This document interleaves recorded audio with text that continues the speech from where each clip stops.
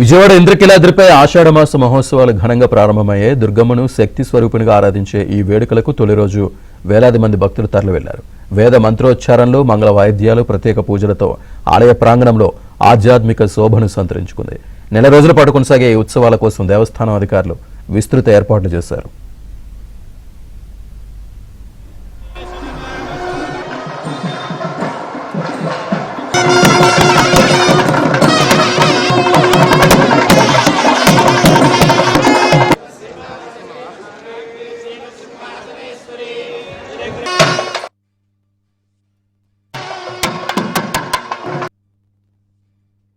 జగన్మాతకు ఈ ఆషాఢ మాసం వారాహి నవరాత్రోత్సవ మాసము.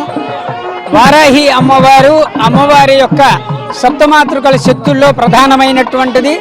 అమ్మవారికి రక్షణ ఇచ్చేటటువంటి యొక్క మహాశక్తి స్వరూపిణి. అటువంటి శక్తి వారాహి అమ్మవారి కాసంత ఉగ్రంగా ఉంటుంది.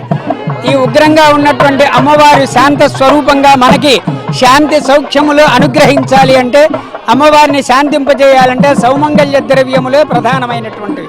అందువల్ల ఈ ఆషాఢ మాసం, ఈ వారాహి నవరాత్రాల్లో గనక అమ్మవారికి ఈ సౌమంగళ్య ద్రవ్యాలు సమర్పించడం వల్ల సమస్త సుఖ శాంతులు దక్కుతాయి.